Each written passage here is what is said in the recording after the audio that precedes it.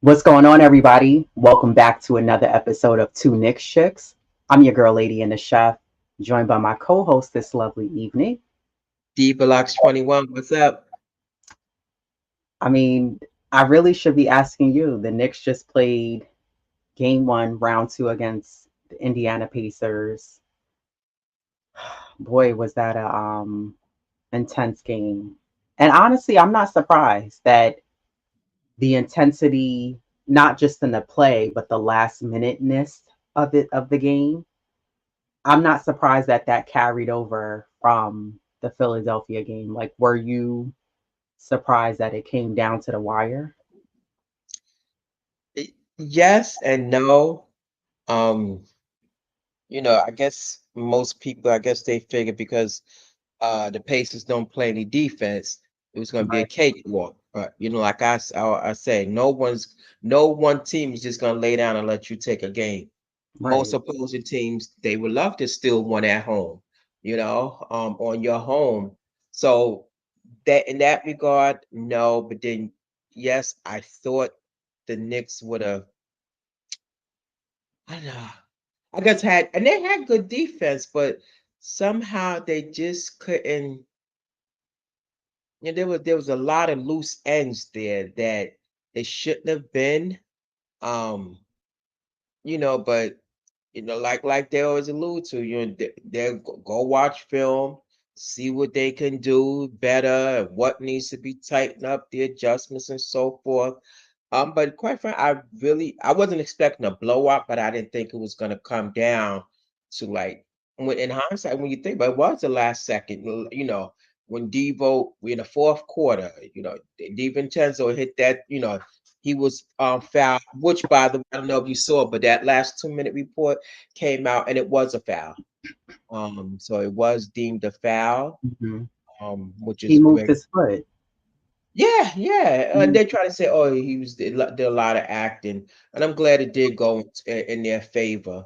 But I just overall I didn't think it was gonna come down to that. I wasn't expecting a blowout, but I'm hoping we could definitely get better results as far as score wise, so it don't come down to that. Um, but my take. Um, of course, what can we say about Brunson? You know, he's leading in just in 40 points per game. I think is Brunson. Yeah, I was just watching it. He's up there, and then of course Jordan. Um, Yeah, but just Bernard overall, and Jerry I West. hope Jerry Bernard and West. Jerry West. Hmm. Yeah. Um, but just overall, they played a good solid game. My pros for that game. Of course, Josh, being able to control him, making plays, his driving, his rebounding, he left off from where he started. So he's off to a good start. Of course, Jalen Brunson, just his ability, to make open shots. Because there was a lot of time he was double. Again, just the bigger deep defender on him and just driving it and making shots in the paint and just seeing his teammates and find his teammates. Um Kudos to DiVincenzo. I guess his mojo is back. And because last round one, what we had to wait 6 games, Yeah. you know, um, let's hope that carries over. He came, in the clutch, 25 points. He had what 3 rebounds and two blocks. So that's crucial and was needed. And the best part, containing Halliburton. He was scoreless in the fourth quarter. Yeah. So just being able to contain him because you know Halliburton is their engine, just like Brunson is the engine for the Knicks. And it was just big old matchup. Brunson against Halliburton. I'm glad it wasn't that type of game. Because it kind of guys just stand around. So I'm glad it didn't turn into. It was just great defense on him. I mean, DiVincenzo did like a hell of a job on Halliburton. He was at 6 points. Um, So that was just, Yeah, overall. total of six What was that? points. I'm sorry, what you say? No, he had a total of 6. Yeah, yeah, yeah. Just and, and again, there was, a lot of calls, the third, quarter, things were going into the favor of the Pacers, but the Knicks were able to, gain the momentum. And then in the end, they imposed their will on the Pacers. So let's just hope that these are things that they can, definitely carry over. Hey, we got the winning, like we were saying, a win is a win is a win. But there's some other things, but those are just one of the most things that, steps, that I, picked apart. I know you got some things you gonna definitely chime in on, and then I'm gonna go through what I didn't like about them.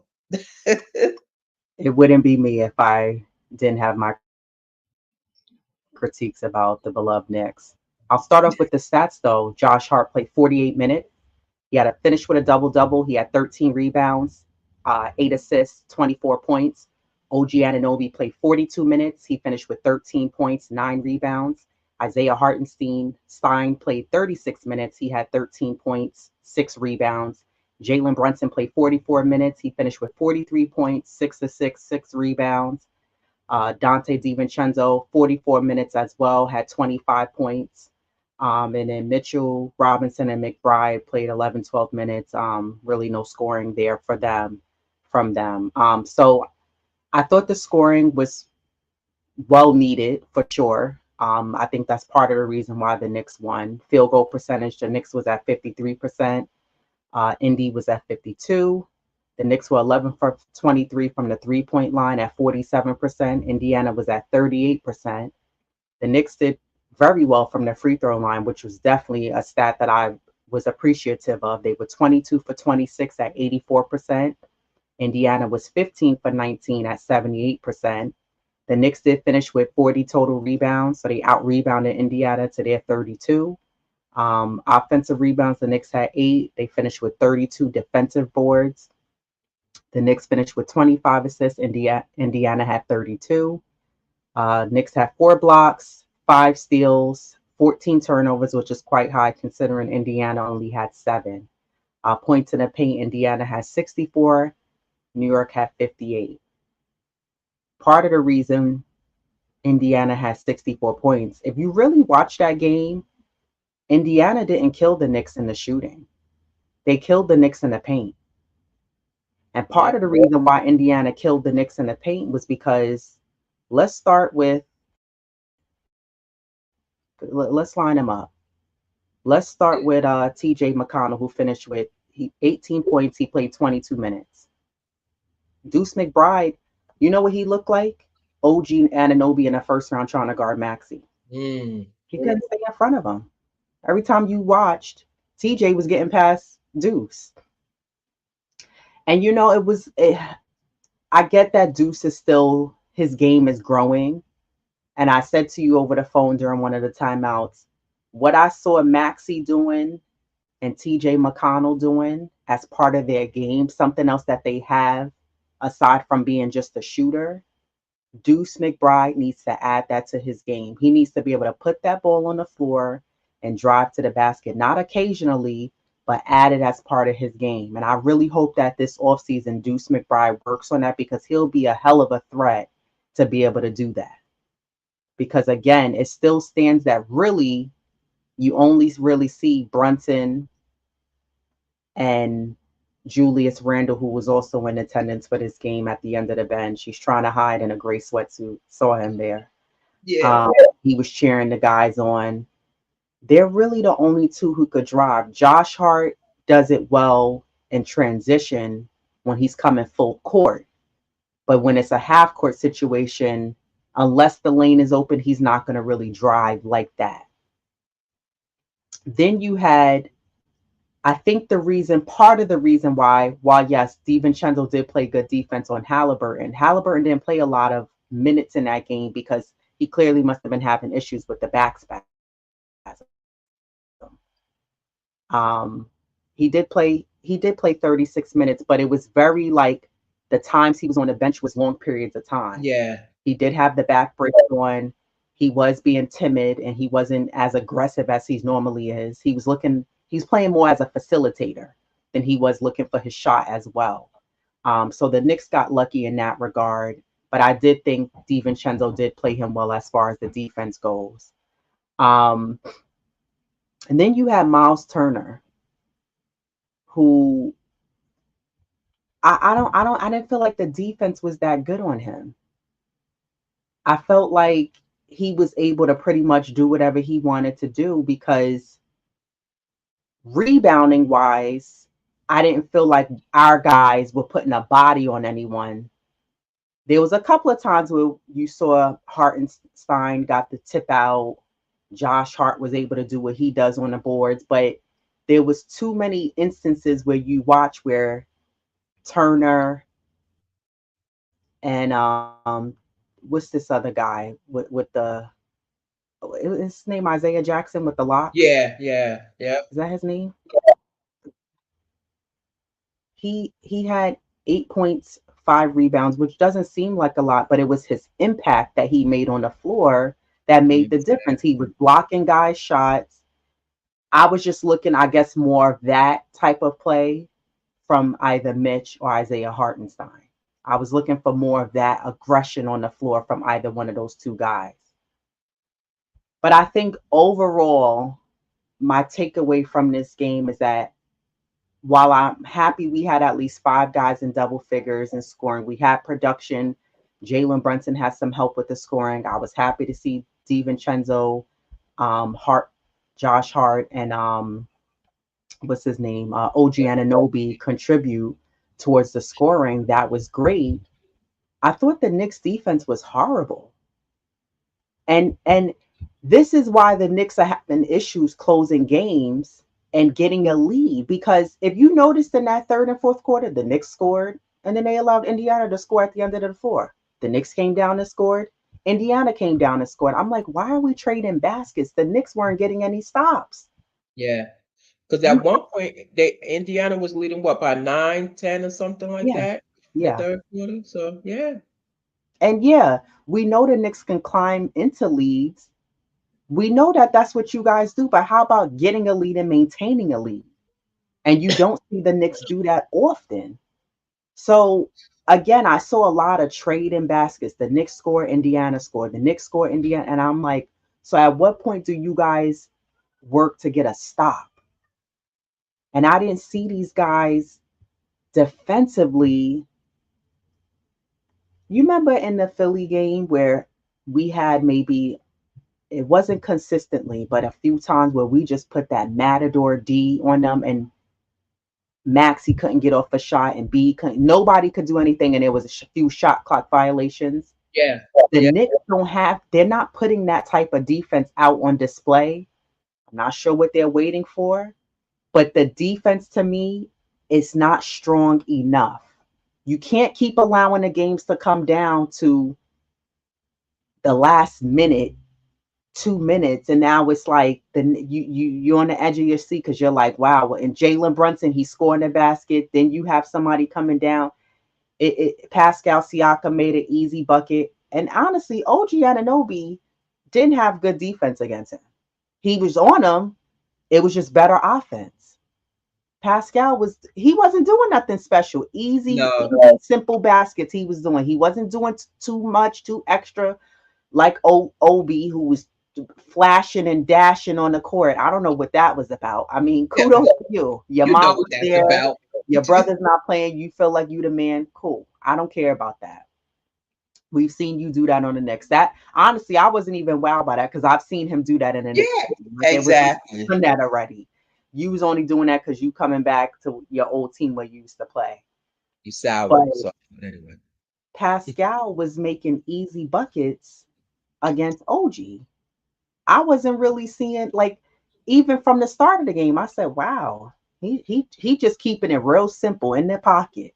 He wasn't doing nothing special, no special moves on him and trying to go around him." I just personally didn't really care for the Knicks defensively in game one. And if you ask me, It was a few things also. It was that, and then I thought there was a couple of times where I think we were speaking during the timeout, and I said the offense is too stagnant. Mm-hmm. Just the ball is moving, but if you it pains me when you watch the Knicks offensively, right? The ball moves, but no one else is moving without the ball. And that's why you constantly see there's a 50-50 reason into this, but you see Hartenstein because he doesn't really have much of an offensive presence besides his floater shot. That's why you see him when he gets the ball, he's looking for someone to do something and no one's doing anything. Mm-hmm. Finally, he's able to get it back to the top of the key because the Knicks, and I don't know why the coaching staff doesn't like harp on that to have guys moving without the ball. If you move without the ball and he gives you a bounce pass, whatever kind of pass you get there, when the Knicks do it, it's very successful. And even if you can't make the basket, you'll get fouled while trying, as you and I have been harping on and saying for a while now. But the ball is moving, but no one's moving offensively without the ball. They're standing and they're being cautious to be prepared in case Brunson or whoever passes the ball, or maybe somebody lose the ball. I just thought, and then they got caught like twice.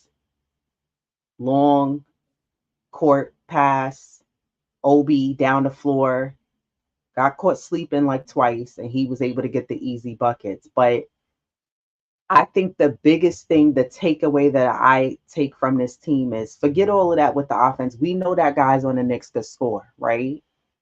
And they figure out a way to score. But defensively, the defense is not there. And if this Knicks, as you always like to point out to, they were 1 point, they were fifth in defensive rating. It's not showing in the playoffs. You saw what I sent you at 6:30 this morning with the T Wolves defense against Denver? Oh, That's defense. That's defense. That's saying we're playing like wolves, the name of our team. We're playing like dogs. You're not getting nothing against us. And that's the kind of defense I want to see the Knicks play. With that kind of defense, the Knicks could get a 10-point lead, 12-point lead, and hold it because you're not allowing Indiana to get anything that they want. yeah. And the Knicks defense is it's like it's I don't know. There seems to be I don't know if it's like the energy's not there enough, if they're not locked in defensively. I don't know what it is. I see certain guys locked in defensively, but as a whole, they're not locked in. I saw Mitch a few times. He had his hand up. He was able to deflect a quick pass. Hartenstein did a couple of things. You saw Devo did some things hard, but it's not collectively. It's not everyone together. We all on one accord when we're all on defense. You know, you OG will get a steal here and there. And again, that's going to happen throughout games. But I just think that the defense, it has to be stronger. This is the playoffs. Y'all playing defense like we still in the regular season, like it's January, February. It's not strong defense. Well, and that was a question that I was going to ask you. When you say about the defense, I saw Tiz post game interview. Somebody mentioned about the minutes that the guys are playing, and Tibbs alludes to, well, this is all we have. This is why they're playing the minutes. He said we're down to 7 guys. I mean, and that's what he said. Why he feel? I mean, is that his? I'm wondering, is that his rotation? But like, what's your take on that? And you got other guys. So, but why do you feel you're only down to 7? And how long will they be able to sustain that? Um, playing all these minutes, and you got the Pacers played 9 men yesterday. They went with a 9 man, although he did go 8, but they still went with a 9 man rotation. Mhm. And speaking of it, someone put in the chat, Corey, about how their bench, we got decimated like that. Their But bench, remember when I kept saying that throughout the regular season, how the Knicks don't have a bench? well, The Knicks don't have a bench. Yeah. Let me let in Jeff. Hey, Jeff. Hey, Hey, Jeff. thanks for the invite. How are Of y'all, course. ladies? Good. How's it going? Pretty good. Good. Sorry about the cats here in the background there. I Going thought They, you they, were crazy. hey, they want their 15 minutes of fame, you know. Want the spotlight. She's a big talker, this one. As long as she's a Knicks fan, she can talk all she Oh, wants. yeah, they're both Knicks fans for sure. We wouldn't have it be any other way. My wife's a Exactly. Spurs fan. She tried to turn him that way, but we didn't let that happen. Ooh. I'm gonna, um, no, but remember I was telling you how for the longest I've been saying throughout the season, the Knicks don't have a bench. And people were looking at me crazy in the chat for saying that. But and remember, I think in one of the episodes I said to you, "What bench?" And you laughed. There's really, it's not even just because of the 7-man rotation, which to go off of what you harp on what you were just saying about Tibbs playing 7 guys. To me, that's not sustainable as you move further and further in this playoff series. I don't think that's sustainable to have 7 guys just because guys are going to wear out. Just like I don't think it's sustainable for the Knicks to keep continuing to not also play stronger defense and be more of a defensive present team. And I think that the way guys played yesterday and in game 6 of Philly, the Knicks are going to need that moving forward. You can't just keep going to Jalen Brunson. He's going to get his no matter what. But I think when you become a team that we just go, yeah, we just gonna pass it to JB and let him rock, and no one else is taking that initiative, it's gonna hurt the Knicks because their offense is gonna be so readable. It's gonna be so predictable because they're gonna know, well, they're just gonna pass it to Jalen. But I hear what Tibbs is saying in that press post game press conference that you just said. But I still think no matter if he was playing 7 guys or 9 guys, you have to step up the defense. It's just it's not to me. I've seen the Knicks play better defense, and I think the defense is not. And again, that was just game 1, but I'm also going by what we saw in round 1. The defense just this is why the games were so close because the defense is not as strong. I think the defensive presence is just it needs to tighten up a bit. I think all in all. Jeff, what are your thoughts on yesterday's game? whew, I lost a year of my life, is what I think. Oh, We all wow. did. I, I thought we were dead in the water twice, and down 9.5, and Hartenstein hits the miracle three to cut Yeah. it to 6, and I was like, well, okay, maybe there's a chance. And then 94-85. No, it was 10. It was 94-85, but and I was like, man, I just don't think they have a run in them. And then Brunson comes back in the game, and is there anybody you'd rather have out there leading the charge right now than him? Yeah, Just exactly. phenomenal. And Yeah. I was thinking about what you said, lady, and you bring up such a great point about our bench, and you've been banging that drum for a long time. But remember, at the beginning of the year, who was our bench? Our bench was Exactly. Isaiah Hartenstein, Josh Hart, Yeah. Dante DiVincenzo, So we and did in the and so beginning. all those guys had to move into the starting lineup for one reason or another. And so that kind of evaporates your bench. And I don't think it was anybody's plan for us to be short 3 of our best front court players, with Mitchell Robinson being out for game 2 now. Um, so yeah, you want to have a bench, but I mean, sometimes you get lemons and you just got to try and squeeze out some lemonade. Yeah. Are you, and what I mean by that is, are you confident that Alex Burks is going to be able to step in there and not be a sieve defensively, and not and not do more harm than good? I'm not. I think Precious is going to play well. We had talked about that on the Dope Soul group chat, and we had all kind of said, well, Precious probably would work in this series. So I think that's okay, and I think you'll see probably 20 minutes from Precious, I would guess. And I think that works fine because I think he and OG give us a lot of defensive flexibility and versatility. So in that, and with Mitch just looked not right to me. I mean, he kind of cleaned it up a little bit in the second half, but he did not look like the Mitchell Robinson that we know and love yesterday. So, I hate to say it this way, but maybe a blessing in disguise because it kind of forces Tibbs to make the switch that maybe was the best thing for the current matchup anyway. Not saying I want Robinson to be out long term for the playoffs or anything, but the playoffs are all about matchups. I mean, Denver's a great team. Minnesota just matches up defensively really well with them right now, and they're clamping them down. And so, in this matchup, I think a player like the big sneeze is maybe it's a blessing in disguise that Mitch has to miss. I may end up eating those words, but I really think that's a possibility. And the other thing is, who else are you going to play? Yeah. Deuce was unplayable. Honestly, he was awful. I mean, McConnell blew by him like he was standing still, and he's just his kryptonite. There's just certain players that got your number, and he's got his number, and it's unfortunate, but I mean, if Deuce isn't giving you that lockdown defense, it's tough to play him extended minutes.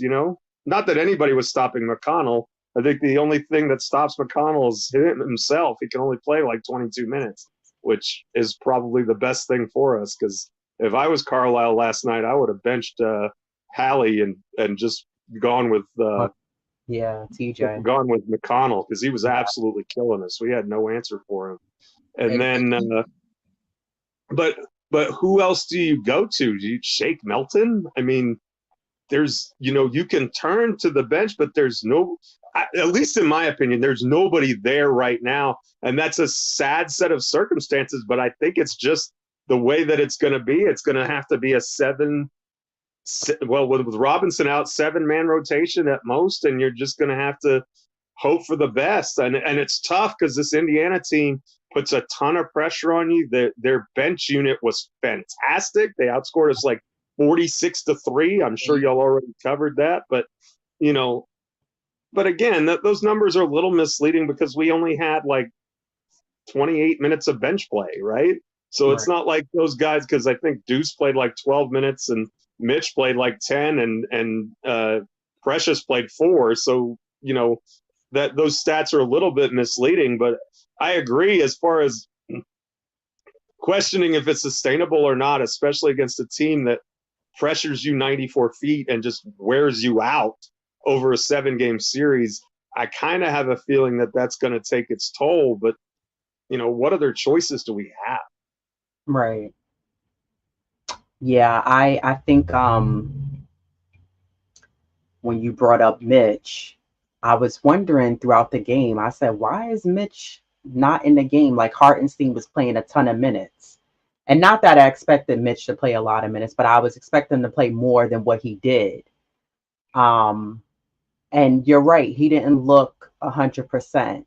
And then I know Corey Lee had put it in the chat, but I actually was going to bring this up. I read it before we started that they're going to rest Mitch because they're trying to protect his ankle injury. So, that seems like that's going to be the situation, with Mitch, where he's going to have a game or two where they'll probably just sit him out. And then I do want to touch on how you brought up with Deuce.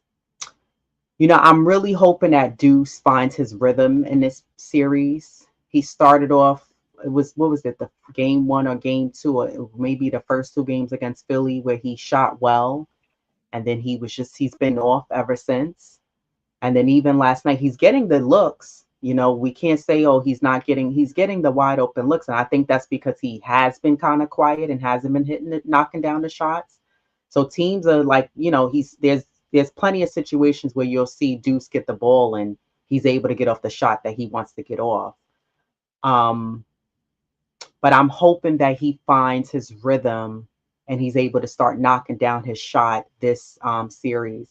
Now, as far as the defense, that was like one of the first things I was saying when we started this episode, Jeff, how TJ was just blowing right past Deuce.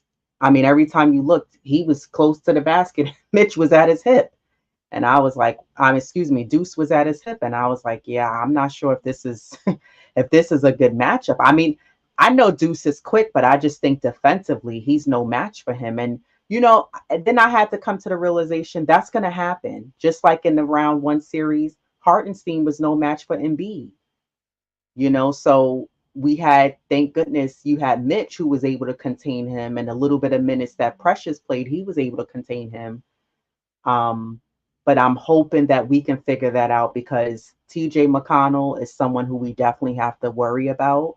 We don't know if the next game Indiana may change up their game plan and maybe run through him. And I'm gonna tell you, there was something that I did notice that Brunson did really well. He was able to attack the basket and get TJ in foul trouble. He was able to get a few other guys in foul trouble, which was to our advantage. And that was one of the things I've been looking for the Knicks to do is get guys on the other team in foul trouble.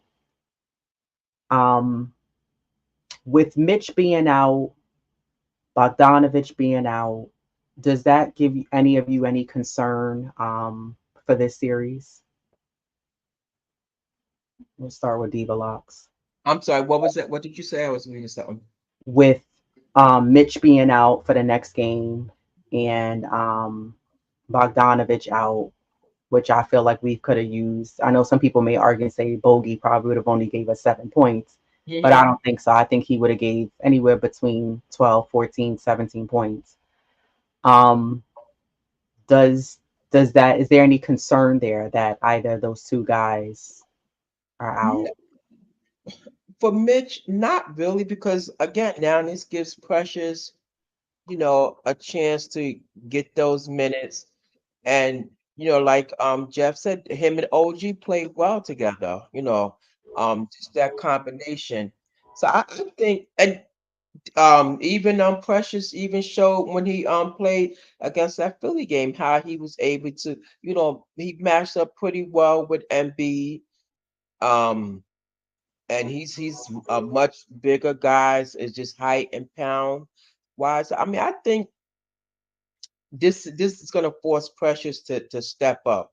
I don't know offensively, but we don't get much offense from Mitch, so it's like a trade off. It kind of, just his defense and just like the matchup overall. So I'm not really concerned because Mitch is out. Again, this will force Precious to again step up and be that that defensive presence. And who knows, he may give us 8 10 points.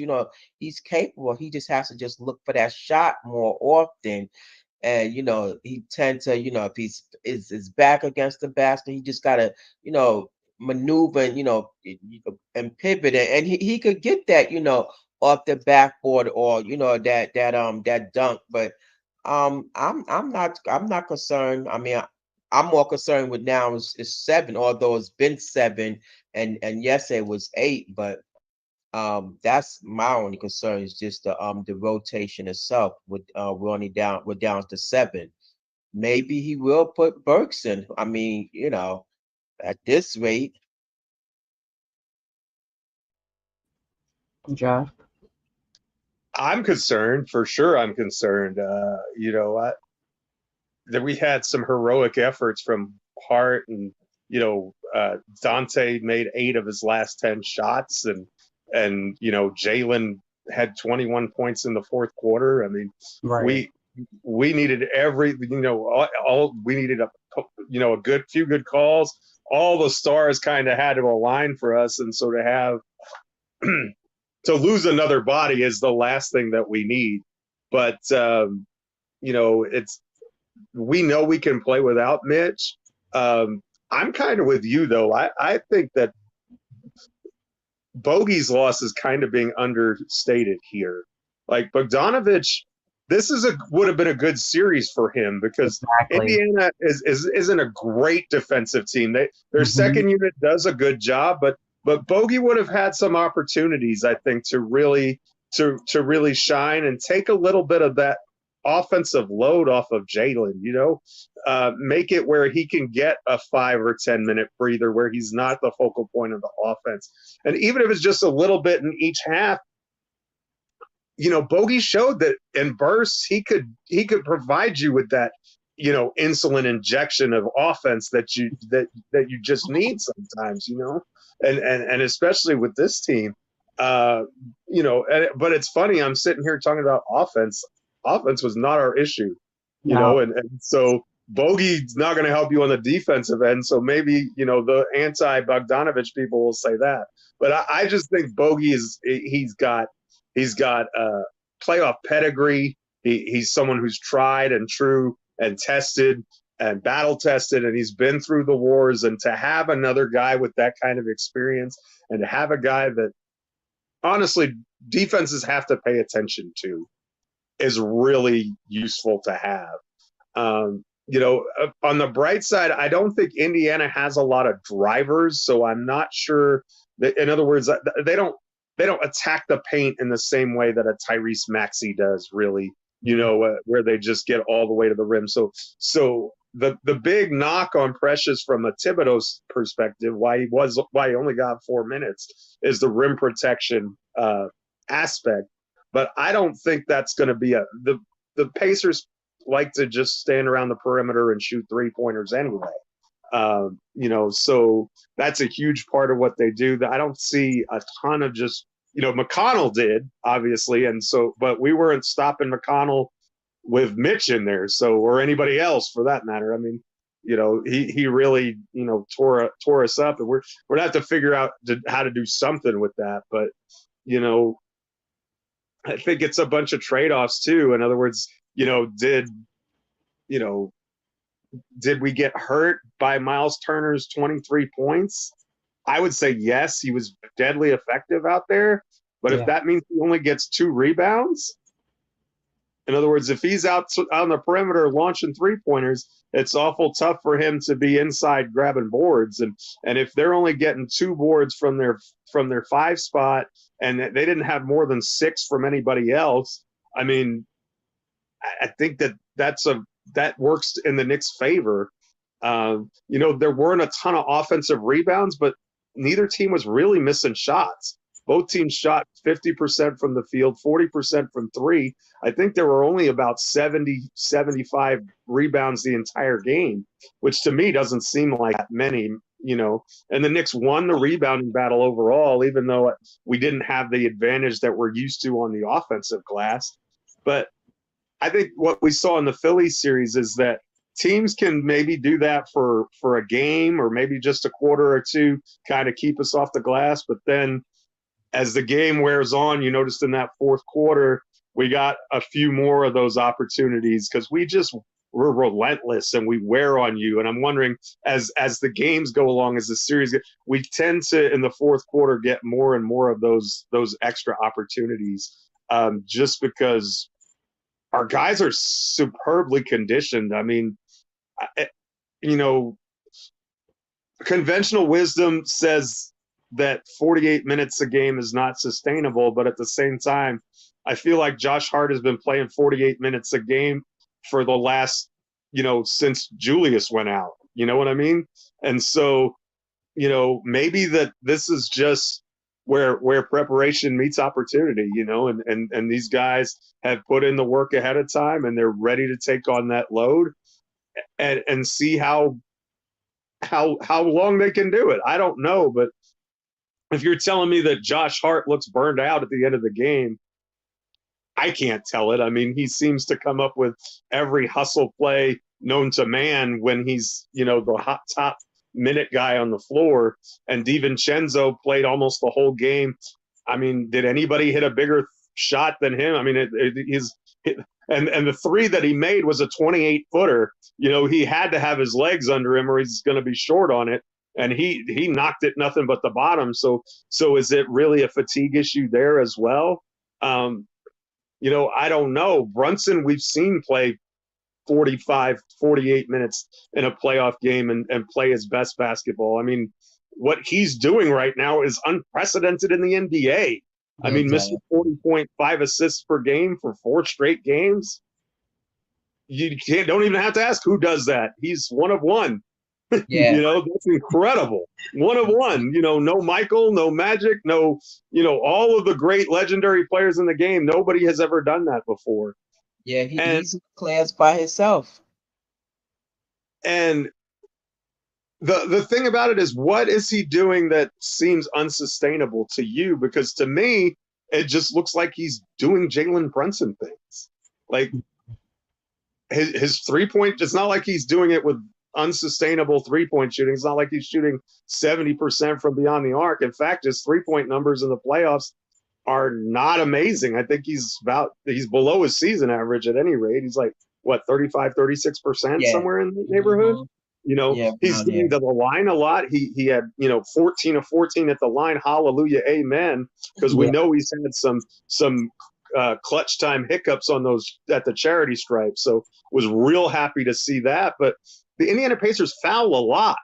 Like that's something that during the season, that's kind of what they do. They play a ton of one-on-one. They don't switch a lot, and they're not afraid to foul. And if you look at the numbers, I think it backs up that they have a high propensity to foul. So I think you could see Jalen continue to get to the line a bunch of times because I don't know that there's anybody can stop him.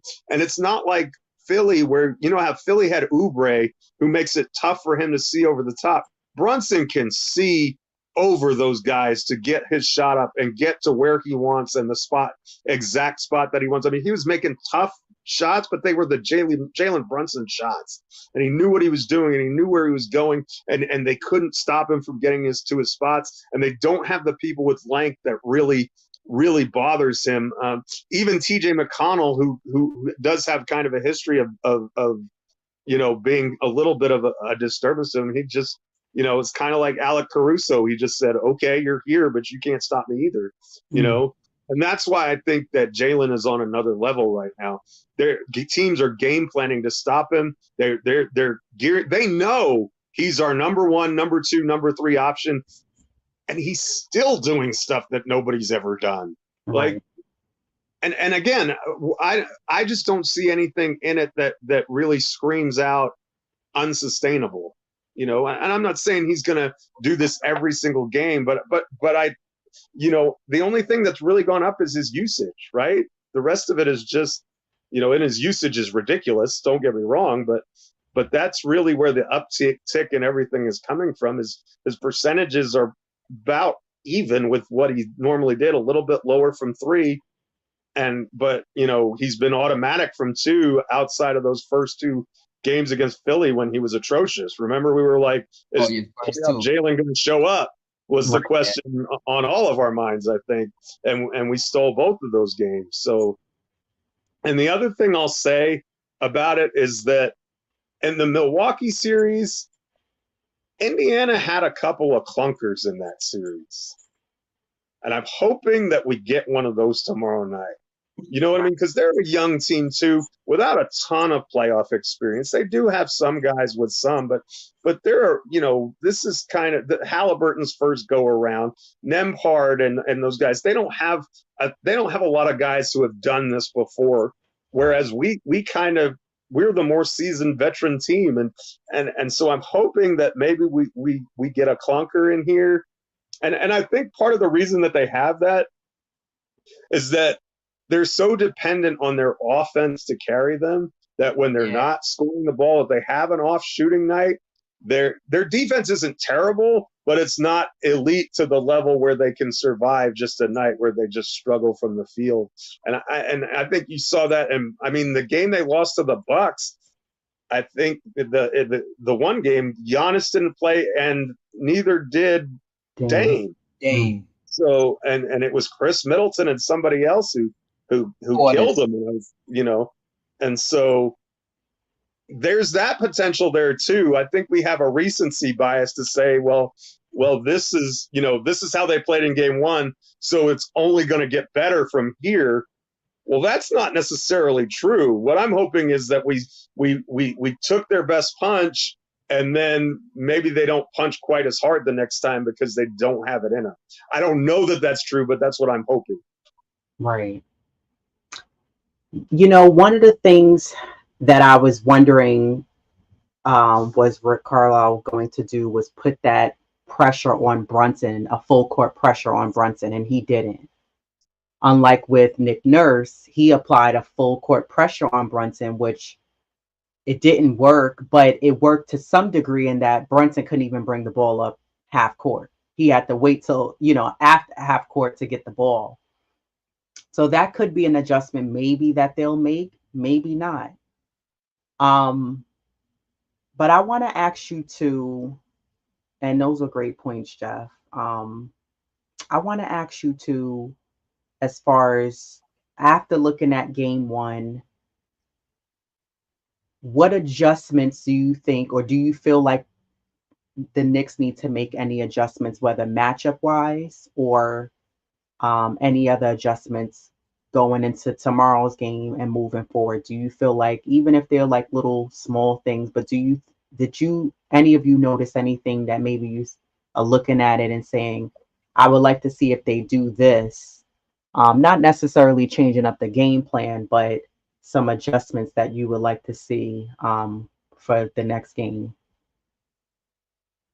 Me personally, I mean, just it's not like anyone on that team, hurt us. And it's not saying that they're not capable of hurting. Like, someone could come out, just have this great game. But just matchup wise, you know, I feel Precious, again, he's not this big offensive threat. And his defense is, pretty decent. There's some hiccups with him, but again, no one, in particular outside of, that nemesis McConnell. So you're You know, comfortable with Deuce guarding him, continuing with well, that? not yeah, because I think Deuce will bounce back. Like it's not like he has these consecutive bad games. And again, they go back and they watch film and they make the necessary adjustments. It's not like, they have these two back-to-back bad games. They, make the adjustment, and I think Deuce will make it. And and McConnell, he's a nemesis, but it's not like he did anything special or out of the ordinary, where he really, hurt them offensively. Um, it was just better offense on his part more so than the defense. So yeah, I'm confident that Deuce will take that game one, and and see where he can best, it's not so much as contain him, but just match up with him defensively. um, Again, nobody really hurt us. Of course, Halliburton, I saw, a clip where he said, game two, he definitely, has to, do better, make the adjustment. Um, but I just felt DiVincenzo did a hell of a job on him. Um, and as far as adjustments, no, it's as what's the Turner? Of course he's gonna live on the perimeter, but again, like Jeff said, he only had two rebounds because he's, so nah, I'm happy with what the outcome from yesterday, although it wasn't a blowout, but we did get the win. Let me turn my light on. Jeff? Um, I I definitely want to see some adjustments. I'm not sure how many of them are schematic. Mm, We've turned the ball over 14 times, yeah. which is a lot. Oh, wow. Us Agreed, too especially. many. Yeah, it's too That's many. way too many. So Hmm. we've got to figure out whether it's getting an extra outlet on the inbound pass and just stupid turnovers like brain dead stuff. So I think we need to figure out, and I think making the adjustment where don't have Jalen bring it across half court. You know, get someone else, whether it be Josh Hart or DiVincenzo, to bring the ball up, just to save him a little extra energy. You know what I mean? Just to because as you said, that Sixers series, it did take its toll, and you saw that in the overtime period in that game. He was settling for those 3-point jumpers, and he wasn't really hitting them, and so from that standpoint, I would definitely I definitely think we need to be more cognizant of the turnovers, bringing the ball up the court, but being real solid on that end of the floor. I it's funny because in a lot of ways, outside of Halliburton, I think everybody on Indiana had a pretty good night offensively. Yeah. You know what I mean? They all kind of had their spots and their moments. That Siakam started off kind of slow, but come the fourth quarter, he was really starting to pick it up. Nembhard had a good game. That Obi had a good game. That Shepherd came in and made a couple of threes. But you know what? They're so good offensively, and it's like you say about the Knicks all the time. One of the things that you wish you'd see, they pass the ball so much, and it's hard to beat the pass, right? And so you don't really want to double them a whole lot, because if you send a double at somebody, that Halliburton's so good, he'll just find someone that's 2 passes away of 1 pass, and you're just praying they miss a wide open 3. So sounds weird that they gave up 117 points, but from a process standpoint, I'm not sure you're going to do a whole lot better than that. So to me, get these guys, get someone else to bring up the ball and initiate the offense. Continue to try and get Halliburton in the screen and roll situation on Brunson, because I don't think Hallie can guard Brunson at all. So continue to hunt ways to make that matchup happen.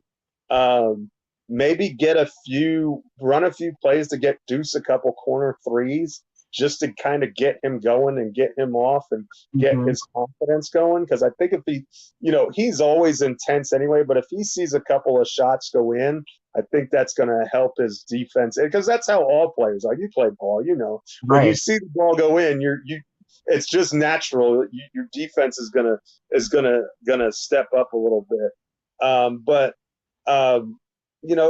and just trust the pass and trust each other. I think that our offenses look pretty good. I think we're in a good place. I just think that the fact is Indiana's a really good team. And I think that they're a 6 seed. Philly was really tough. We're just going to, we're the Knicks. We're just 2 seed. We're just going to roll over these guys. This is not the same team that they were back in January when Halliburton was going crazy. Siakam adds quite a bit to them as far as defensive intensity is concerned. And their bench unit is good defensively also, which is a surprise, because I've always thought of Obi as a sieve, but the guys that they bring on, McConnell is a he's just a pain in the neck defender. Like, he just is a pest. And Nembhard is too. And all of these guys, they're just kind of pesky. Even if they're not the best defenders, they're going to force you to play good offense. If you're just sloppy and lazy with the ball, they're going to punish you for it. So protect the ball, take good shots, and hopefully we get better on the offensive glass, because we didn't really turn that into an advantage like we normally do. And I didn't rewatch the game to give a good reason behind that. I don't know if they just did a good job boxing out, or it's just the way again, in the fourth quarter, Josh Hart had like 2 or 3 of them that were massive, including off of his own miss on the free throw and then put it back in. I thought that was, in a lot of ways, the play of the game. So, it's tough, because I always have PTSD from 96 anyway. So I'm not one of these, I envy the super confident fan that's just like, yeah, we're going to go in, we're going to win. Like, I would love to be that guy, but I'm not. Like, I'm cautiously pessimistic, right? I expect the worst, but then I hope for the best. And that's kind of how I've always gone into my Nick fandom, and so I'm the guy. If we're down 10-2, I'm like, oh, this game is over, and then we're up by 4 at the end of the game, and I'm still, I'm Linus with my blanket in between my teeth, until the final buzzer hits. But so maybe I'm not the best person to ask about that, but I just think expect a tough game, expect having to make clutch plays down the stretch again, and frankly, that's what this team does. Like that's just their identity. They wear teams down, and they don't always do it. Like we didn't in a couple games against Philly, but get to the fourth quarter, be within an arm's length, and trust that your guys are going to make the plays, regardless of who's out there. It seems like that's been the philosophy, and honestly, the other thing I'll say is we have the best player on the court. Yeah. We didn't have that. You could argue that Brunson was the third best player in the Philadelphia series. I don't believe that, but you can make an argument for that. Jalen Brunson is the best player in this series. Halliburton, through the first 30 games, would have had an argument for that. He's hurt. He's not the same caliber of player right now. But again, they beat you with 1,000 daggers, right? Just a small stab at a time, because all of their players are good. Like they're like the old video game demon attack. They just come at you in waves and waves and waves, and you just have to survive and sustain. But the good news is, Knick fans, that's kind of what we do too. Even with 7 guys, and it doesn't even make any sense. Like, conventional wisdom does not apply to this team. Like, they just do things all the time that's like, what? And it's just like we took 6 less shots than Indiana on Monday, and we still won the game. We didn't follow our formula in the least, and we allowed 50% from the field and almost 40% from 3, and yet we're the ones walking out of game 1 with a win. And we turn the ball over more than them. None of those stats make sense. Right. But that's true. But sometimes the numbers don't make. Sometimes there's something bigger than the numbers, and this team has shown that they're bigger than the numbers a lot. Yeah. Mm. Yeah. This is why I like listening to your takes, Jeff, because you make it make sense for me. I'm very critical of the Knicks, but in good fashion. I'm a huge Knicks fan regardless. I think for me, the only thing I'll say that I would like to see, and I'm confident that there'll be an adjustment, is on the defensive end. There's that possibility, like how we were thinking was going to happen in the first round, where we were like, you got to watch out for those other role players on Philly. It can happen with Indiana as well, where you got to watch out for those other guys who may come in and start shooting lights out. So what would your but I think just overall, it was what I was. I believe that both OG, because I thought Siakam got the best of OG, and Siakam was making a lot of easy baskets.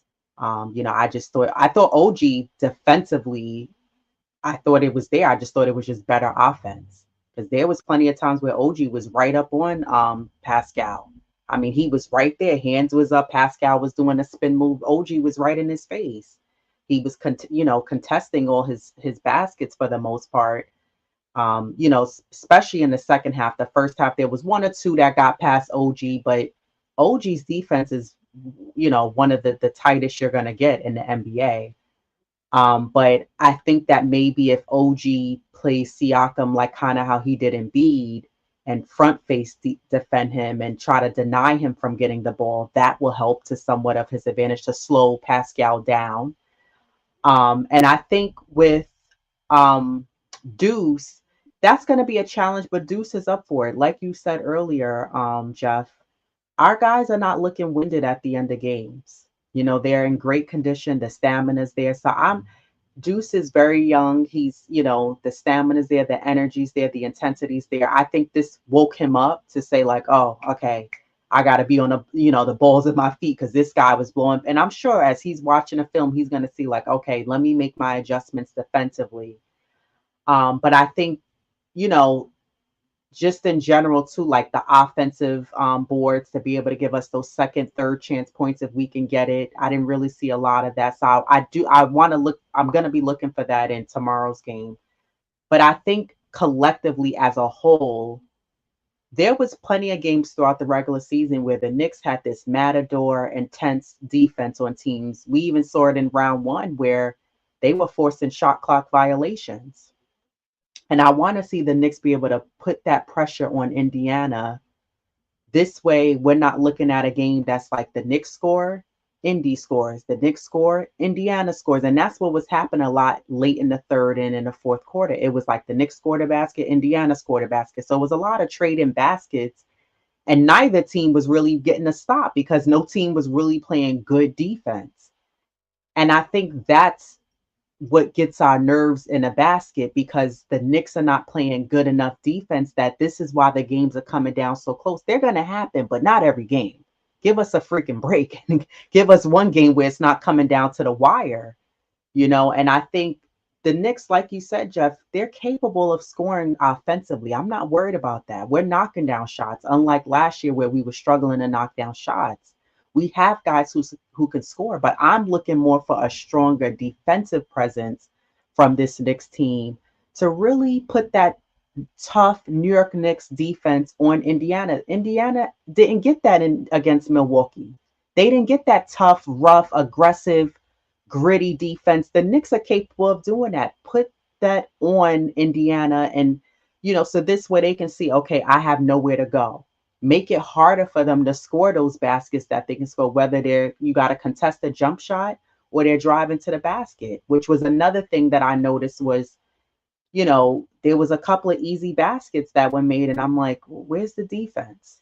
But I think just collectively, it's not necessarily me pointing a finger at Deuce or anyone else. I think just as overall, again, if you look at how close the games were in round one, and then you just look at yesterday's game, that was one of the questions I had asked Diva Locks. I said, did you think that this yesterday's game was going to be a close one? She said yes and no. And I was trying to say, well, I think part of that is because defensively, I need the Knicks to take the defense up another notch. They're capable. We've seen it. But I think that I don't think that they're playing safe defense, but I think they can bring the intensity just a little bit more than what they're bringing and what we saw. We saw them do it in round one. There were several times where they caught Philly with shot clock violations because they had this swarming defense on them and no one could get a shot up. And I was like, wow, look at how these guys are locked in. And you both have said this to me where, maybe putting Precious in, I think, yes, for sure it's a better matchup, but he also plays really well with OG on the floor with him. And I know Divalox points that out a lot. They play well together on the floor. So I think that having them and then being able to face against their old teammate and Pascal, that may fuel Precious throughout the game defensively, and maybe he gets a shot or two going, and that helps him out because we've seen Precious, and I believe when we played Indiana in the regular season, he had one of the games where he had like 14 or 16 points, 10 rebounds. So this is when we had a lot of our guys out because they were hurt. We didn't have Mitchell Robinson. We didn't have, we had Taj Gibson on the floor in one of the games. So, we didn't have who we had now. But I just want to see, that's my biggest adjustments that I want to see is just a tougher, more aggressive defense from this Knicks team that they can put on Indiana and try to, just really defer Indiana from getting what they want shot wise and layups. It's going to happen. They're going to knock down shots. They're going to get baskets. It's going to slip. But I just want to see the Knicks step up the defense just a bit more than what I saw from yesterday's game and then even what we saw against Philly. What do you think about when Deuce is on McConnell about having him play off a half a beat? Well, because that's what McConnell doesn't want to take the three. Like if he's wide open, he can hit him and he's effective, but that's not really his game. His right. game is more of the dribble drive variety. And I think if you don't, and I think that Deuce is so used to being, what flavor chewing gum is, you know what I mean? Just like right up on him and all Right. that intensity. And I think what happens is that McConnell is so quick with that first step. He's too far up on him, and then he gets past him. So I was thinking that maybe one of the adjustments, I don't know what you think, is to kind of not play all the way off him where he's wide open for three, but just kind of give him a little bit of space and dare him to shoot that. And you can contest when he does. Stay close enough where you can contest, but I think his instinct is to go toward the paint and just stay low, stay balanced, and play for the drive more than the three. Do you think that's an adjustment that he could be effective at? Absolutely. And that's Yeah. what I was thinking in my head.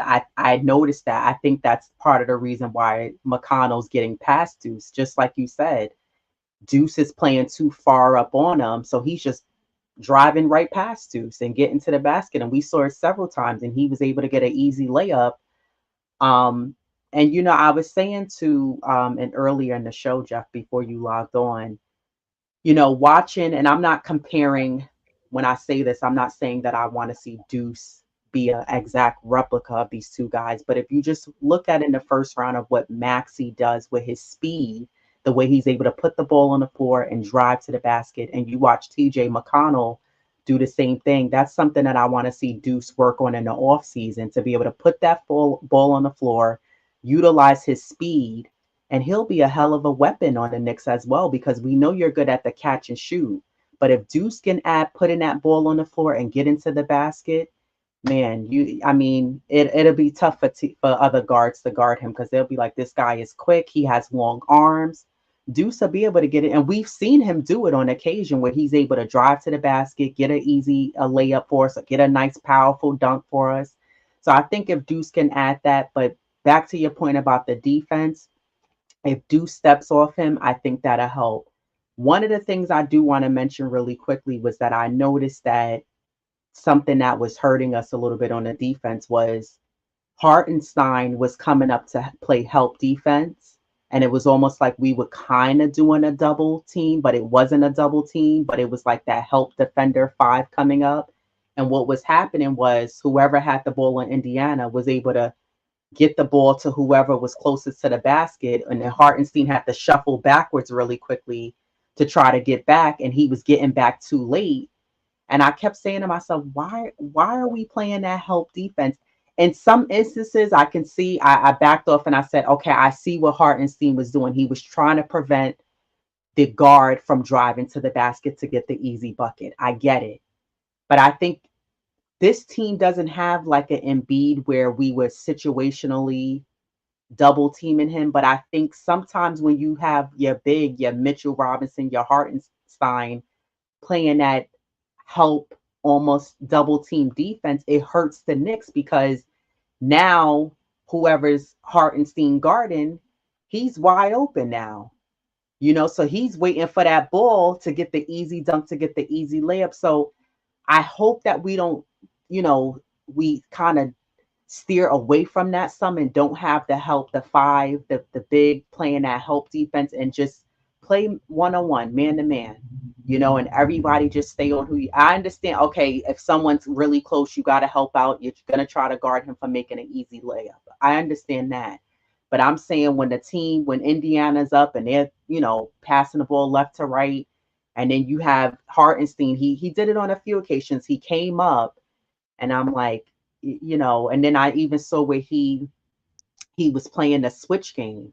So now he was ending up on a guard, and you got the mismatch going on. So it's a tricky situation, but I hope that we don't utilize that and do too much of that help defense from the 5, and then the 5 has to now backward pedal to the basket, because they're like, oh, he's going towards the basket, let me try to get him, and then now you're getting a silly foul because you're trying to. And that was another thing. Hartenstein had me nervous because he was getting these silly rinky-dink fouls. And to me, I thought the whistle was pretty fair in the game. The refs seemed like they were calling it more in New York's favor, because they were home. I didn't feel like the calls were like, it wasn't giving me the vibes like it did against Philadelphia, where you was like, come on, what the heck is that? I thought there was a couple that I was like, that's not a foul, but I just don't want to see that help defense come up.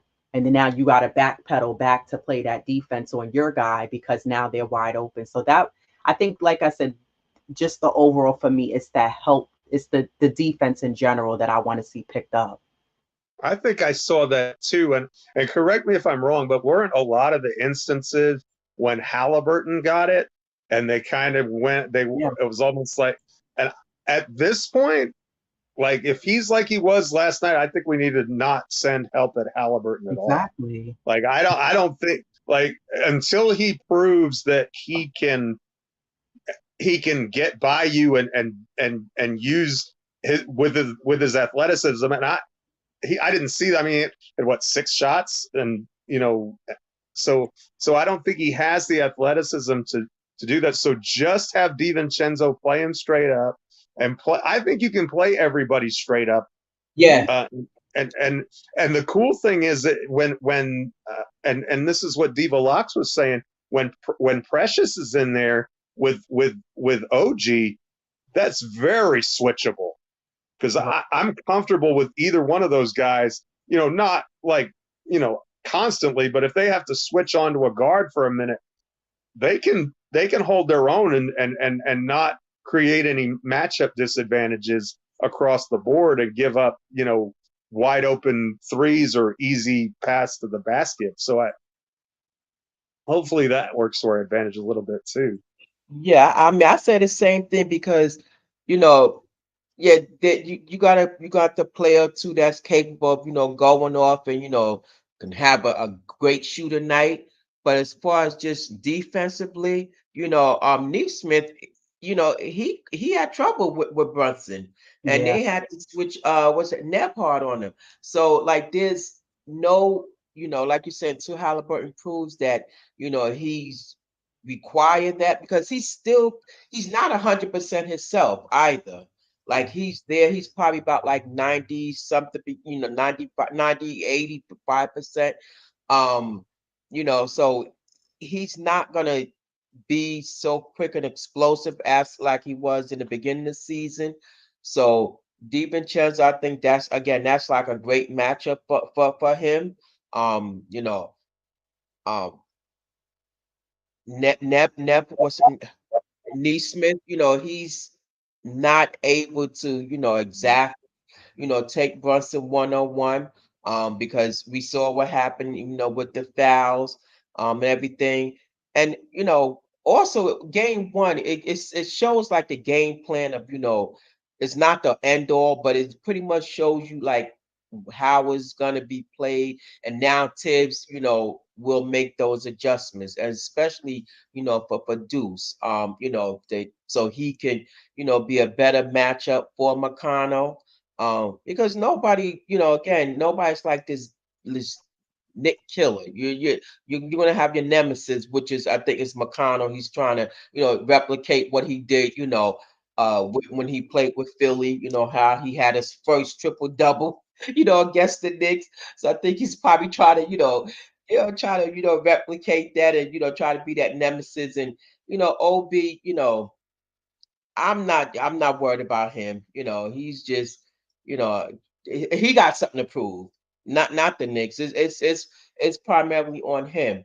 So just overall, like matchup wise, I there's gonna be some adjustment, but just like I'm not in, gonna sit back and like push the panic button. Um Again, Tibbs will make that adjustment, for game two. Um and we'll see. I'm confident to take this game too as well. yeah. You know, I think the biggest reason why I'm harping on better defense is because, like all of us Knicks fans, it makes us very nervous when it gets down to the end. And I think what's happening and what's been, I I'm gonna just call a spade a spade. I feel like the Knicks have been getting lucky with the calls, the end of game calls.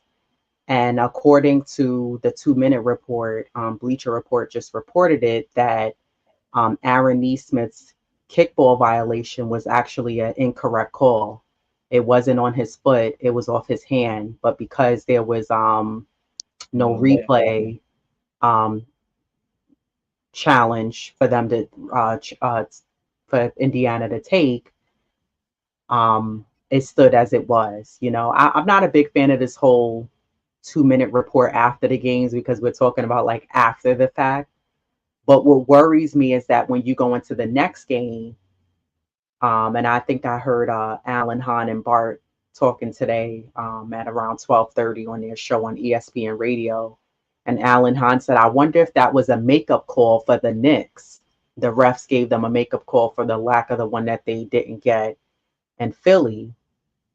But it makes me wonder when you go into tomorrow's game, are the refs gonna give a couple of whistles towards Indiana because they know they messed up on one and they may go, you know what, I'll give them the favor in this one. And you just don't know with these games and then when the playoffs and the referees and they're not gonna catch everything, but I think that sometimes they have moments where I think Jeff, you were mentioning this before we went on Dope Soul Sports. You were saying how you don't like how the refs they call the foul like they wait to see if the basket goes in and then they call the foul. And it's like you gotta call it. It's either a foul or not. And then once it goes in, the referee does his hand signal and he says it counts. But I just want, that's something that worries me as far as the refereeing side moving forward throughout the remainder of the series and especially continuing for tomorrow's game where the refs may go, well, you know what? I may give them this call, Indiana, this call, because we did mess up on that last one. We owe them one. You don't know. So that's something that does worry me. I just read that they said that wasn't a kickball. It actually hit his hand, which was a little tough because I watched the replay on that a few times. But it is what So it it is. was off his hand. Huh? I saw it was off his hand. Oh, it was off his hand. I thought it. I Yeah. don't know. I guess I did see it, but I didn't want it to be off his hand. But in hindsight, the Pacers they got a lot. They got the bulk of the whistle in the third quarter. So they got their fair share. But again, that's for game one. Like you said in game two, you wonder how is it will it be called and will they swallow that whistle and give them that. I'll let that whistle be the deciding factor of the game. Right. So you don't want it to come down to that. So it just makes you just wonder. Exactly. But that's salute to Paris Strugger. He said, "Lady, you say lucky calls. I say we've been getting horrible calls for 20 years." Yeah, the Knicks have been getting horrible calls for 20 years until this day. But I think the emphasis that I'm trying to make is that we can't keep allowing ourselves to get into these last minute scenarios under 2 minutes Hmm. where the Knicks are having to rely on great plays, whether they're made by Debo, Josh Hart, Jalen Brunson, and that's what's saving us and getting us out of the pickles that we're getting in. And we got to hope that the refs and the camera angles and it was the right play and the right call. Whereas if we have a decent lead and you're up by 8-10, you don't have to worry about that. Just don't foul. Get a stop. So that's where I'm coming from. And I think that yes, round one, and so far with yesterday's game, there was a few games where the Knicks had some lucky calls in their favor. I mean, the Knicks don't normally get that, so that's why I'm calling them lucky because we normally don't get the refs on our side. So I don't really think that salute to where art thou. He said miracles is the word you're searching for. Yeah, yeah, and that's what I don't want the Knicks to have to keep worrying about a last under 2 minute miracle to happen, and it makes for a great series, but fans, diehard fans, nerves and blood pressure aside, It's like you don't have to do that to yourselves every game of every series. It's okay to go up by 10, 12 points. It's not illegal. You're not going to get a violation or a 2-minute report if you go up by 10 to 12 and pull a lead. No one's going to penalize you guys. Just do your best to try to get, even if it's a 7, 8 point lead the last 2 minutes, which again, that's still a lot of times for teams to come back, but it's just about playing that defense, which the Knicks are capable of doing. But this trading baskets the last 3 minutes of the fourth quarter, it's got to stop. And if I'm an assistant coach, I'm Tibbs, like, let's go. Let's stop this trading baskets the last 2 minutes of the game. And you're getting Brunson, who's getting you those easy, nice baskets. Because if you really look at Brunson was so laser focused, and he wasn't doing all of that like yelling in the crowd out of frustration. He was just like, I'm focused on getting this win. Like he was just like very almost, he had that OG Anunoby type of temperament in yesterday's game. It wasn't much, yeah, and he wasn't telling the refs call the foul. He was just like, I'm gonna just play my game. He had that tunnel vision, and he knew he had to do what he needed to do to get us those baskets and make the right passes. But and even in the first two games where he played crappy in the first round, I was saying this before to Divalok Chef, like even with him playing bad, the Knicks still needed those 23, 24 points that he scored even with him playing bad. And I think it's crucial because those last second baskets, last couple of minute baskets that Jalen Brunson's putting in, the Knicks don't really have anyone else that's going to do it to that degree and get you the baskets that you need in clutch when you need it. So what he's doing is not easy. He's going into the paint, getting the move that he wants to get, and getting you an easy bucket in close to the basket in the paint. It's not easy. But I think that we don't need to continue to allow it to come down to a last second shot, or and again, I salute the Knicks for the composure that they had, where they were chipping it down. They were up down by 3. They got it down within 2. But it's a pattern. I'm noticing a repeated pattern, for lack of better words. It was happening in the first round. We noticed this. I'm hoping if we can get 1-2 games this round where the Knicks can get a solid, go up by 7, 8, and just knock them out, and that's it. You get the win. You go on the road to Indiana, whatever the case may be. And the Knicks, I'm not worried about them necessarily if they win at home, win on the road, especially on the road. The Knicks can win games on the road. But I just want to see the Knicks be able to get some kind of comfortable lead. Get some garbage time minutes. Let Shake Milton play up 20. Yeah. Seriously. So, Paris said, we're on demand. We can't be expected to win. We should be proud that they get it done. 14 for 14 free throws, 21 points in fourth quarter is why we won. Absolutely. And I'm well aware that the Knicks are on demand. But I think that the expectation is for them to win. The Knicks proved that they were able to make the second round last year. And I think most Knicks fans, we wanted to see them get here, and we're expecting them to win. And I'm proud and very happy to be a Knicks fan, and the fact that they won game, the first game. This was a crucial win that the Knicks take the first game. So kudos to the Knicks for being able to take the first game, and absolutely to be perfect from the free throw line. I mean, again, it goes back to what Jeff was saying. Jalen Brunson, this is a superstar. This is what superstars do for their team. What he's doing is what superstars do. You even saw Randall jump out of his chair at one point because he was so happy seeing what he saw on the team. And yes, Jalen Brunson helped with that perfection from the free throw line, did 21 points alone in the fourth quarter. I mean, he did it all, but he also got the other guys involved, which was nice. He wasn't playing hero ball. He was making the passes to Hart. He was making the passes to Devo. Yeah. I'm even hoping to see OG.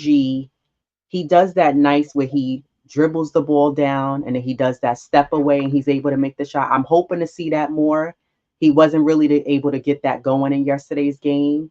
he was either getting blocked or it was too sloppy, and then he was had to just pass it out to someone. So I'm hoping he cleans that up. I'm confident he'll be able to do that and bring that into tomorrow's game. But I just I want to see the Knicks be able to challenge other teams on a defensive end. Like how we did last year against the Cavs. They couldn't get anything past us because the Knicks had that matador smothering defense, and that's the defense I'm looking for in the playoffs for the Knicks, and especially against Indiana. They don't play defense, and I know Diva kept alluding to that. She said, "Well, I'm not worried about them on a defensive end. I just think it's offensively you have to watch out for anyone on there because they can get 5, 6 guys easily a night in double figures. So we'll see what happens. With the Knicks as far as what they go. Jeff, what do you have the Knicks in this series? Knicks and what? Oh, I'm not going to make that kind of prediction. I'm not jinxing it. You're not getting that out of me. I'm not doing it. I refuse. For the wild As side. soon as I say it, it's going to go the opposite way. I'm not doing that. I am not doing that. I hope we win. That's all I'm going to say. I'm not in the prediction business because as soon as it's on paper, it's going to go the opposite way, and I do not want that responsibility. I am world-class jinx. I am not doing that. But I'm just not. That makes me a coward or whatever. I love my Knicks too much. I'm just gonna hope that we continue. But you know what? I will say this: if you're gonna make a deep playoff run, kind of need to have a few games like we had on Monday, where you just you don't play your best and you kind of steal a win. Like when you have those deep playoff runs, you usually have a game or two like that in your belt because you know what? You have to be lucky to win a championship. Yeah. Every team has it. Look, like when the Raptors won, when Kawhi was there, it took that amazing shot from behind the backboard. You know what I mean? To beat Philadelphia, they don't make that shot, then they don't go anywhere, right? And so you have to be a little bit lucky sometimes, and you have to have fortune smile on you sometimes. But remember, what is luck? Luck is when preparation meets opportunity, right? And so it's not just that you got the lucky call. What did you do once you got the lucky call? And what we did when we got the lucky call is we had Dante DiVincenzo hit another game-winning three-point shot in the playoffs. We've had Josh Hart hit a couple game-winning three-point shots in the playoffs. So yes, we're getting a lot of fortunate opportunities, but credit to us, we're taking advantage of those opportunities, right? Because these runs don't come around all the time. Like I grew up in the 90s and we kind of got spoiled because the second round was kind of our floor, right? But we never did get to the promised land. We came a couple of strokes short a couple times, but we never did get there. And so you have to be fortunate in this league, and we just saw it again. The Mitchell Robinson injury is a tough blow. I mean, and I know we didn't play great, but you can't tell me that a healthy Mitchell Robinson wouldn't be an asset in this series. I don't believe that, right? So, but again, this team's overcomers, right? And maybe it's not in our DNA to be able to enjoy a blowout win. And the closer the further you get in the playoffs, the tougher those are to come by. So maybe that's just our lot in life to have to suffer through all of these, Maylocks games, these mashers and these grinders, but that's the personality of our team. We don't That's give up. So.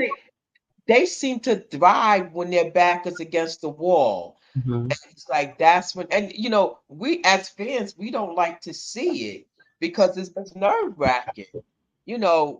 For them, like DiVincenzo when he hit the three, and but that's again, that's a part of their identity, that grit, that grind. So we have to just accept it, and this is where I guess how they perform best. I mean, they didn't always win games like that, but they stepped up to the challenge thus far. And look at where it's gotten them, and with a half a roster. So, they seem to, thrive best in that type of environment, where they have to like come out swinging, and now they gain the momentum, and then and this is what carries them over. Just that being, like that gritty, like, shoot the, hit this three, and Brunson, he does what he do. And so I don't know. I mean, this is where they're at. We have to accept. I'm gonna accept it. As a fan, like this is what they do best. You know, um, they're not gonna always as fans, we want them to, like, late in chef say, "Oh, get a lead and just take it," and then garbage time.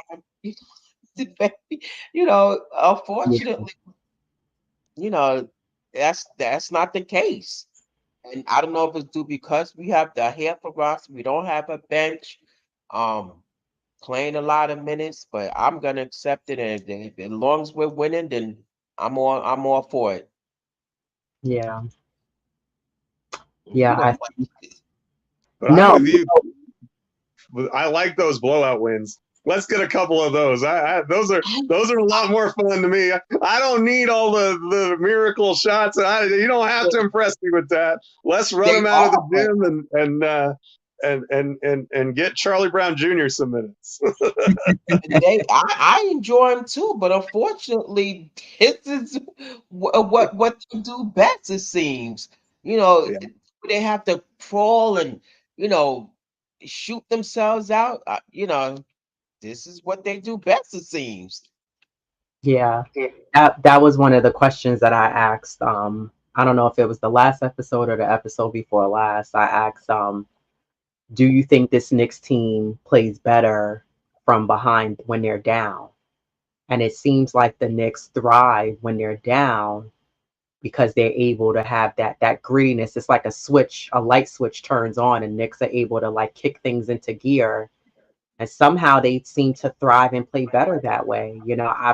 I'm slowly but surely coming to the gripping conclusion that that's just how this Knicks team plays. And I think even if we did have a healthy Randall, I think it would be the same way. I think maybe some games we would have a little bit more leeway, but I think that this is just the way that this Knicks team plays, and this is part of their identity and what they do. It's going to be close games, but I agree with you both and those in the chat. Like a win is a win. I'll take the win however we got it, and I'm appreciative of it. And like I said, I'm even more happy that the Knicks were able to take game one. I thought that That's that was the stamping point, that it was so critical that the Knicks took game one and not allowed Indiana one to beat the Knicks at home. But it doesn't matter to me whether we was on the road or at MSG. The Knicks need to take game one. Usually teams who don't win game one of a playoff series, especially in the second round, I think there's like a 75 or maybe 85, somewhere in that percentage of teams that don't win the series. So if the Knicks can control the tempo as far as making sure that they're battling out and winning these games, the Knicks are going to take this. And I know the Knicks can beat Indiana. They're really not that great of a team. Just watching them, even the intensity from them is nowhere near like what Philly was doing to the Knicks. And again, I'm curious to see if they make any changes or adjustments for game two. But either way, no one can guard Brunson. He has his way regardless. So you can double team, triple team him. And hey, if you do, he's going to find one of our other guys, whether that's DiVincenzo, whether that's Josh Hart. Josh Hart has some monster rebounds at the end of that game. I was just like, wow, look at the way he dives in for the ball. He doesn't watch. You know what I mean? Like that says a lot about him. When people say he's the heart and soul, he really is. I know Alan Hahn was saying, yeah, he reminds me, he said not his game, but he's like the glue for the Knicks, like how Draymond Green is for the Warriors. He said he does all those little things that other guys on the team, not necessarily that they won't do, but he just doesn't think twice. He just does it. You see him diving and, so I you know, I think that that's the way it is. This Knicks team, sometimes the games are going to be, very last minute, close call games. Yeah, yeah. I think we both have the Knicks in 6.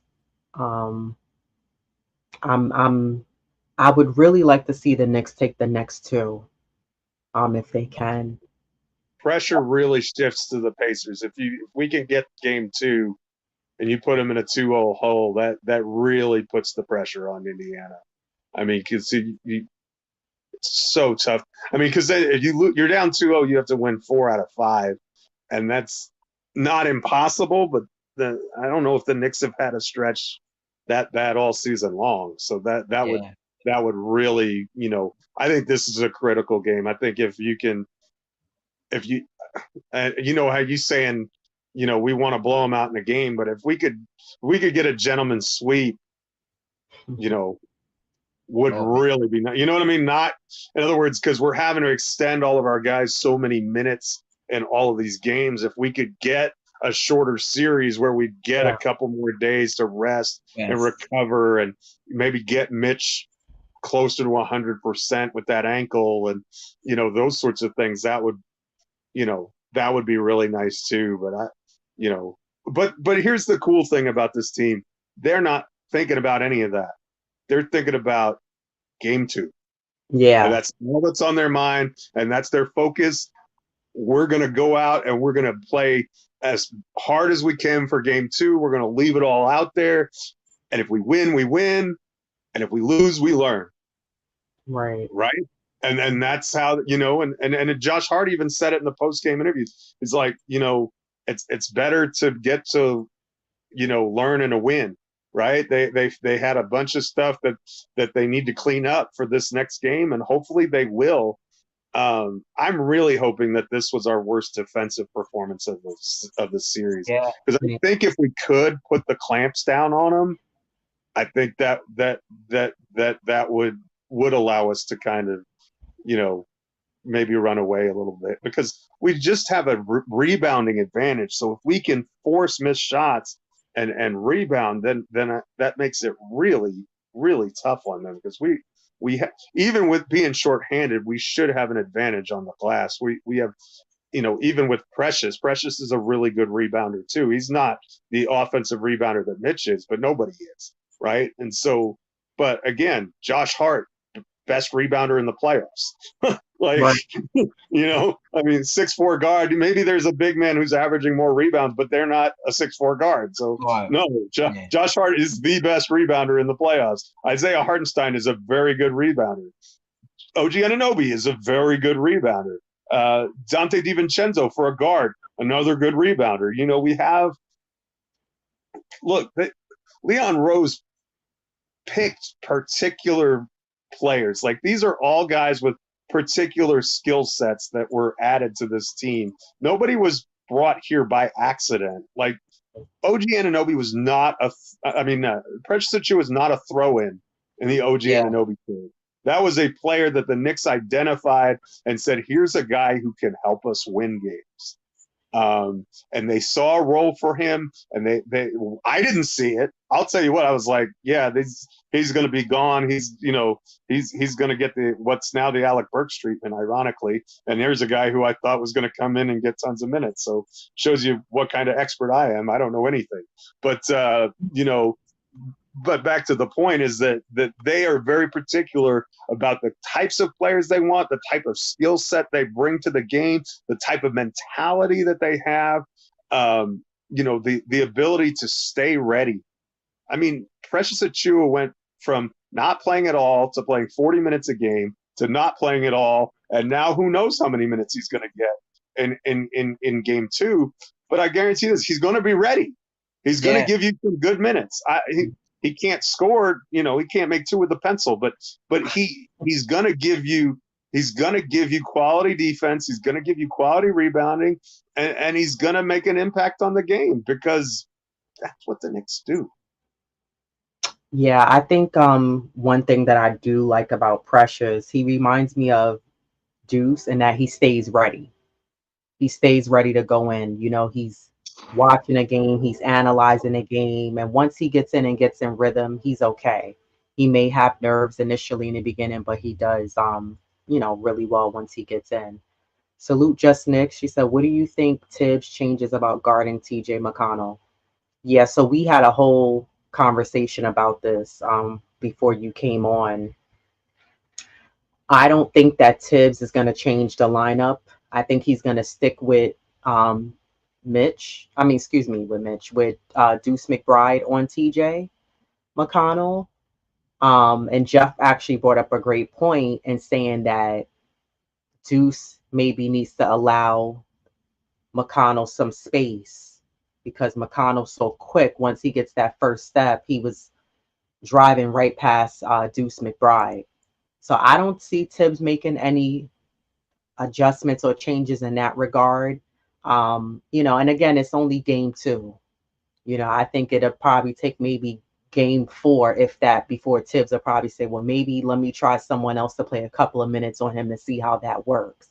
But for right now, I'm very confident that Deuce can handle the job, the matchup against McConnell. I just think, like Jeff said, he needs to allow him some more spacing. He's too close up on him on the defensive end, and TJ's his dribble and step is way too quick. I mean, I thought that was Maxi in the jersey, that the way he was flying past him so quickly. So it'll still be Deuce guarding McConnell for sure. Well, because honestly, there's nobody else. Yeah, Like there's not anybody else we can. You're not going to bring in Burks or Melton to do it, and you're Ananobi's probably not, you know, quick enough to do it. I mean, that's one of the struggles he had with Maxi in the last series was a guy with a really quick first step. So, and you're putting DiVincenzo on Halliburton. So, who else is there? Like right. Josh Hart? I mean, I don't know. I'm just saying, there's not a ton of options. We don't play that many guys. Exactly. Yeah. And that's what I thought about. I'm like, but who would you, if you had this, if Tibbs had to say, okay, I'm going to take Deuce off of McConnell, who do you do the swap with to say, okay, well, I'll have, Hart and then what? Now you have Deuce on Halliburton. I mean, Halliburton is not as quick and he's not 100%. He's been suffering with the back spasms. So every time there was a timeout or he was going to the bench, he had the back brace, the heating pad on his back. So, we'll see. Salute Nick Yak. He said Tibbs doesn't mind our defenders on their hip trailing, but that's dangerous because then that's how some guys end up getting quick fouls on the Knicks because you're on a guy's hip and now you're trying to chase to get, to either get in front of them or try to block the shot. And then there goes the whistle. And without Mitchell Robinson, I don't think they're going to want that as much either, especially if Hartenstein gets in foul trouble. I mean, you're already down. In other words, Hartenstein's not going to be able to take as many chances because he's got to stay on the floor, right? Because we're still going to need probably 35. You would figure 35 minutes at least out of iHeart, So I don't see Precious getting more than 15 minutes or so. I don't think they're going to put him out there that long because Tibbs likes that rim protection, and he's not going to want to. The more guys you just let go and on your hip, the more layups you're going to give up, and the more fouls you're going to give. Yep. Yeah. And remember, it's only a Yeah. 7-minute Nick Yak rotation. said blaming McBride, who only played 9 minutes. We're not blaming McBride, but I think what has to be realized here is that this is also the playoffs. So like your best foot forward is going to need to be there, one. And I don't think McBride was necessarily horrible. I think it just opened all of our eyes to see the adjustment he needs to make defensively because Yeah. McConnell was literally going right past him. It was a trigger from the first round. It looked like Maxi all over again. He was just going right past him, except it was just a different defender. With Maxi, it was OG. And he was minus 13 in 9 minutes or something like that. So it wasn't a lot of time, but you're talking about a 4-point game and you're minus 13 when he's on the floor. That's significant. And look, I like Deuce. Mhm. I'm not doing this to attack Deuce, but I don't think it's kind of like what Lady was saying. It's okay to be critical of guys and say that they need to play better. That doesn't mean we don't like them. That doesn't mean we're not rooting for him. To say that a guy just didn't have his best game, I think that's an honest assessment. That's not to say he's going to play the same way in game two either. He may Right. be game one Philly series in game two. Look, he was the player of the game in game one against Philadelphia.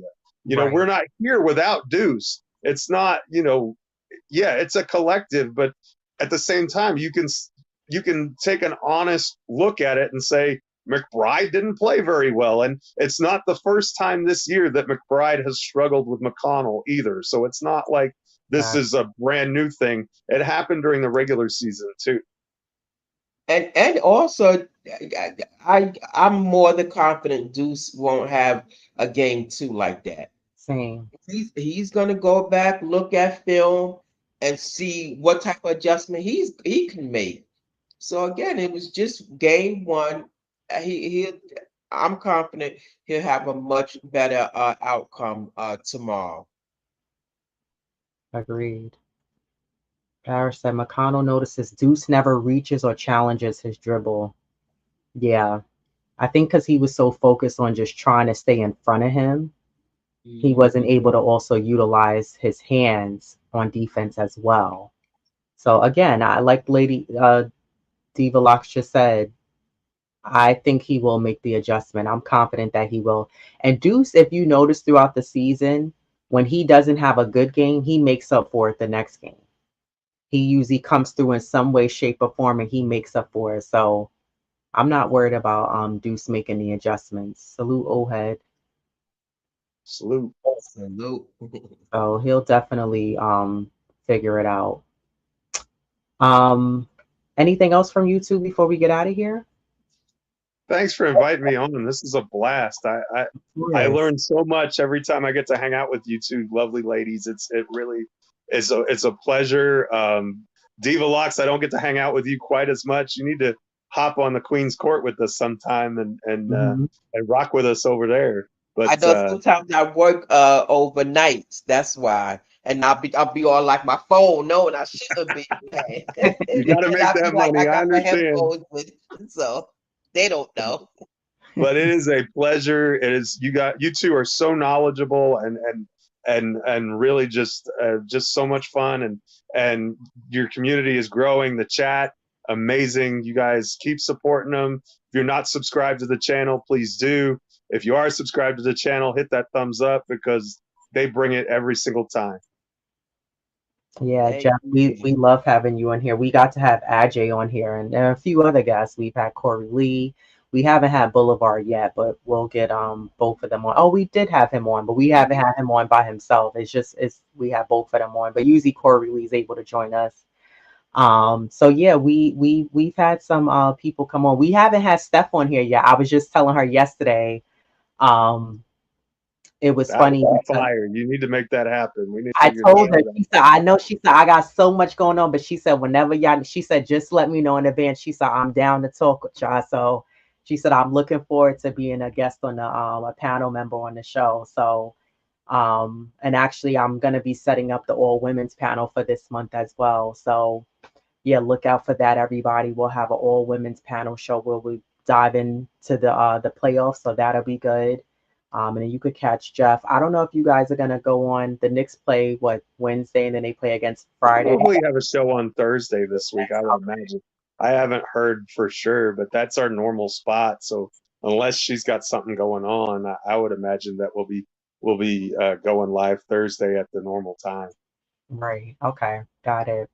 Yeah. So check us out. We're on for those of you who are curious, Diva Locks and I are on live every Tuesday and Thursday at 6:30. And then we come on every Saturday morning at 10:30 a.m. So whenever you guys could check us out, and if you can't catch us live, we're down for all the support from the replay gang. So check us out there. I love watching the replays, especially while I'm at work. So I'll watch shows that I didn't catch over the weekend. I know Sim and Tony going like really, really late. So they have the after radio after dark hours. So I'll watch it the next day at work and hear their And those shows commentary. are fire too. I love Oh Sim and yeah. Tony always bring it. Oh yeah, yeah. I enjoy listening to them. There's a lot of really good Knicks content creators here on YouTube, and we're all one That's big right. community. We all keep it positive. We support each other. And a lot of people who are in our chat now, I see them in others' chats, and it's nice because when you go jump in a chat, I think the other day I was in a Morning Brew Sports chat, and a few people was like, "Hey," I think Ron was in there. Ron said, "I can't join." He said, "I want to call in." He said, "But I'm working for the man right now," so he said, "I can't call in." Right. He said, "But he said I'm listening." He said, "I'm listening live." And I said, "I feel you, Ron." I said, "That's me right now too." But he said, "No." He said, "But I like listening because you guys they come on at 11 a.m. on the weekdays." So, and I actually think that they're having a live event coming up. I want to say it's probably for tomorrow's game. I don't think it's for Fridays. I think it's tomorrow's. So if you guys are following them on YouTube and then following them as well as on X, they're on there as well. We're actually on X as well. So if you are on there, follow us. Salute to the chat, Dwayne Wilson, Corey Lee from the 718 Boys. 718 Boys with the Z at the end. They come on every Sunday morning at 10 a.m. So check them out if you haven't. Sharice Duncan, salute to you as well. Jay Singh, salute to you. I've seen Jay Singh in the chat before. Parish Duggar, always showing love. Salute to you. Jay Boogie, salute to you as well. He got the Knicks Symphony coming out really soon. John McDonald, always showing love. Salute to you as well. Cotton Candy, salute to you, sis. Johnny Davis, Tarsha Carrington, our peoples for sure. That's like our real fam right there. Always showing love. Where art thou? I like that name. Salute to you. Haven't seen you here before, but welcome. Subscribe to the channel if you haven't. And I saw someone that I was just gonna say. Anthony D, Nick Yak, Just Nicks. I've seen you here before, Anthony D. Just Nicks is always showing love to as well. Yeah. And Nick Yak, I've seen you in our chats more and more. I appreciate that. Yeah, we're gonna get Queen on the show, Parish. I was talking to her about it yesterday, so we'll get her on here because a few people have asked me. They was like, "Oh, how come you guys haven't had Queen?" Because she was asking me yesterday. She said, "How's your channel doing? Is it growing?" She said, "Because I only catch you guys on the replay." She said, "But I definitely," she said, "You and your mom just let me know when you want me to come on." So that'll be a nice show. So we'll definitely make sure. I'll even try to get a thumbnail, maybe with either her logo from one of her channels or a picture of her so you guys can see it. And turn on your notifications so you could be prepared for when we go on. Jeff, you're always welcome. I love your Thank take. you. Uh, Yeah. so Me please too. come back. I told Ajay the same thing. Ajay is hilarious. He was so Yes. nervous. Ajay was a little quiet yesterday. Steph was like, "Ajay, you good?" She was like, "The Knicks are gonna be okay." He was like, "I don't know. I'm nervous. I don't like the way." He was sounding like you. I said, "Whoa, yeah." Get off my lawn, Ajay. Where's your faith? But until next time, everybody, let's go Knicks. We'll be back on Thursday to Yes. recap tomorrow's game, and the Knicks go for up 2-0. Everybody have a good evening, and we'll see you next time. Peace.